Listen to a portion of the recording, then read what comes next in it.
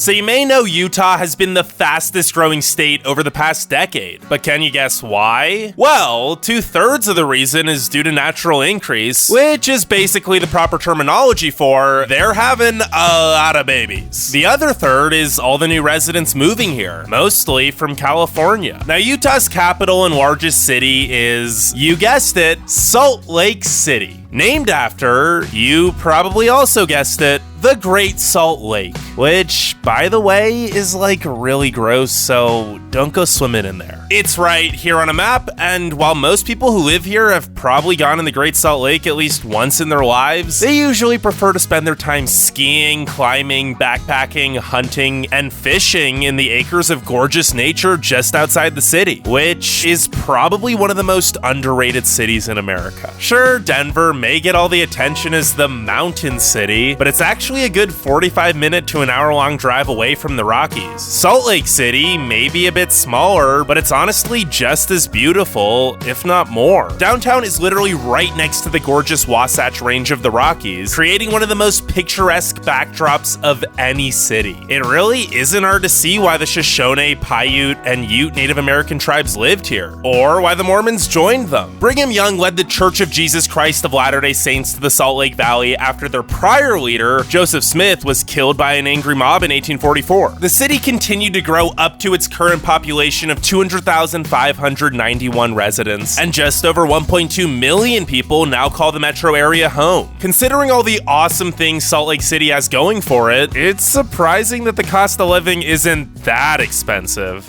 Yet. But it also isn't perfect. So before you decide to head on over to the Jell-O-eating capital of America, be sure to watch my top 10 reasons not to move to Salt Lake City, Utah. Number 10.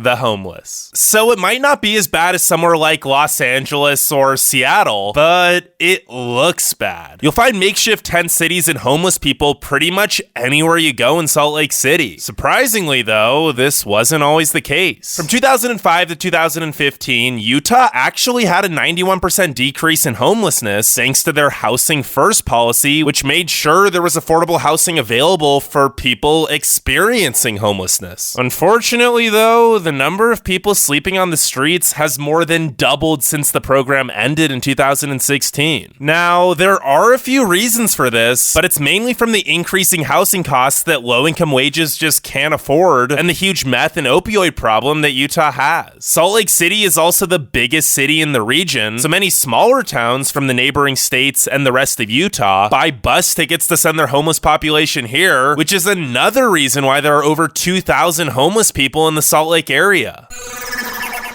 Number 9. Winter inversions.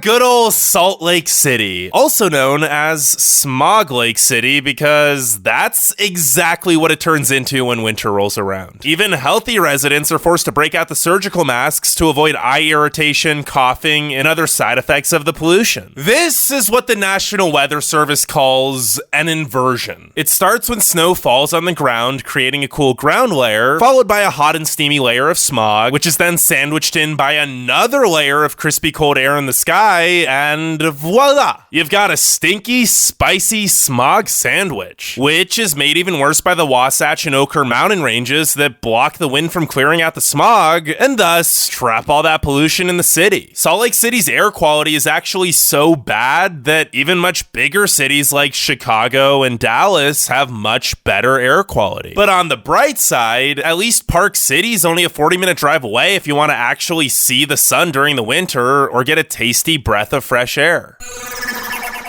Number 8. It gets hot in the summer. If you thought the winters were the only time you'd have to worry about bad air quality, think again. The summer ozone levels are so high here that the pollution is still almost as bad as it is during the winter inversions. Like I said earlier, there's practically no wind thanks to those dang mountains, and the 4,300 foot elevation means the sun will literally eat you alive. Mix all that up and you get 90 to 100 degree days during the summer months. Don't forget your chapstick chapstick, lotion, and a lot of sunscreen because premature aging and skin cancer are a serious problem here. I don't know what it is exactly, but the higher up you go, the stronger the sun's rays are, and Salt Lake City's high elevation means there's less moisture in the air, making the climate extremely dry. Utah's actually the second driest state in the country, and it's only getting drier since the Great Salt Lake continues to dry up. Speaking of dry, though, number 7.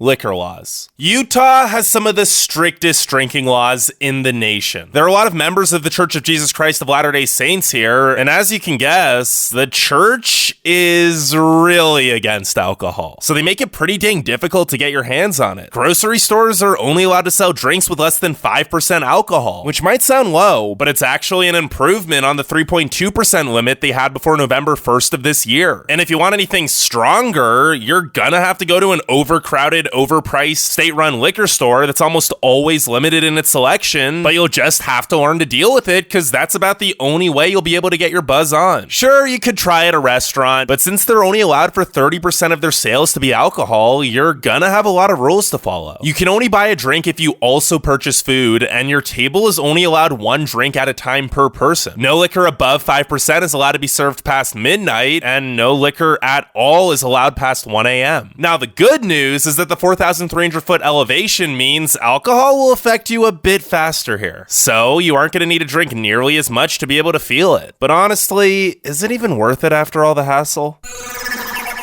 Number 6. The church controls the state. The alcohol laws aren't the only thing influenced by Mormons. In fact, everything is influenced by Mormons. The church funds a lot of the politics in Utah, and most of the people in office are LDS, so there isn't really a separation of church and state here. Now, if you're a devout member of the Church of Jesus Christ of Latter-day Saints, this is probably great for you. Otherwise, it just feels like the government's trying to baby its residents, thus limiting access or making it more difficult to do anything that they deem to be bad for you. Although Salt Lake City itself is only around 20% LDS and is actually pretty progressive with tons of hipsters and college kids, it still has to follow Utah state law. This means everything in the city closes early, and by 10 or 11 p.m., the streets are usually dead. Even the bus stops running by midnight, which I guess is meant to try to discourage people from being out and about late, but most likely just encourages drunk driving since people are gonna go out either way. Number 5. It's isolated. If you want to get away from all these weird laws by taking a road trip out of the city, it's not going to be very easy. Boise, the closest decent-sized city, is 340 miles away. Las Vegas is the next closest at 420 miles, and then it's 520 miles to either Reno or Denver. If you just need a weekend away in another city, flying is probably going to be your only option. But hey, at least Salt Lake's airport's actually pretty nice. Now, the positive to Salt Lake City being so isolated is that being so far from other cities means it's so close to so much gorgeous nature. Utah is honestly one of the most beautiful states in the country, and there are tons of national parks and forests nearby, so if nature's your thing, you'll love living here. Well, unless you also love swimming. Salt Lake City is far from the ocean, and the Great Salt Lake isn't exactly the most desirable swimming location. Now, you might see Utah Lake isn't that far from the city, but it's full of toxic algae, so don't even think about it.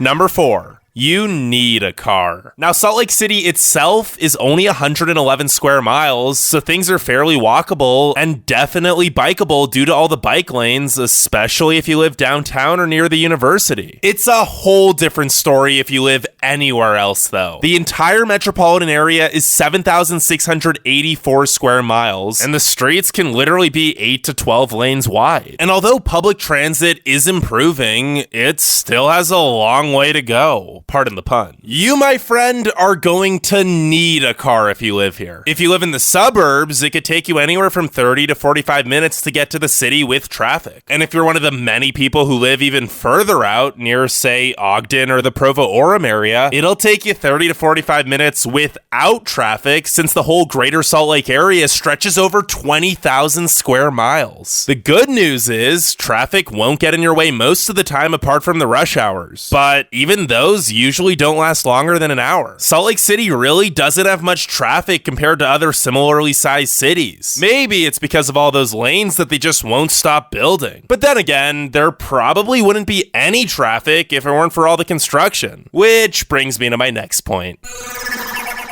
Number 3. Construction. Every time I've ever driven in Salt Lake, it's either winter or there's construction going on. Or it's winter and there's still construction going on. They're literally always doing construction on the freeways and the main roads in the Salt Lake area, and I really do mean always. The roads are actually pretty decent too, especially for a city of its size. So it doesn't make much sense that there's so much money being spent on construction. It's like they just constantly redo the roads for the heck of it. I mean, I get it if there were a lot of potholes or if there was a ton of traffic requiring the roads to be widened, but like I just mentioned, Salt Lake City has relatively little traffic for how many people live here, and actually has a surprisingly low number of potholes for a city that gets so much snow. Maybe they should spend some of those tax dollars on the public education instead, because they certainly aren't paving the road to success there.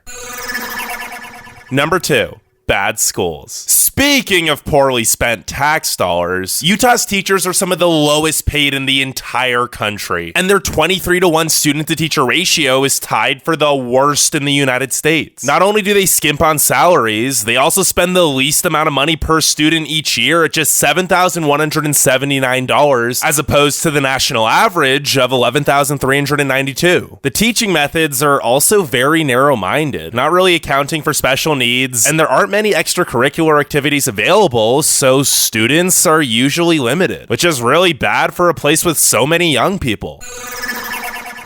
Number 1, expensive and rising home prices. Remember how I mentioned that a ton of Californians are moving here? Well, they're also bringing their expensive home prices with them. The average home in Salt Lake City was under $200,000 in 2012. Now it's over $420,000, and that number is only going up. This, of course, means that rent prices are increasing too, which is one of the main reasons for the homeless problem I talked about earlier. 5 years ago, the average rent of a 2-bedroom apartment was around $950 a month. Today, it's $1,400, and it's basically double that if you want to live downtown. Sure, these prices aren't that crazy, at least in comparison to the major West Coast cities, but the wages here aren't keeping up. The median household income in Salt Lake City is only $45,833 a year. That's 15% below the national average. Mix all that up, and it means the locals are being priced out of their residences by all the newcomers from the more expensive coastal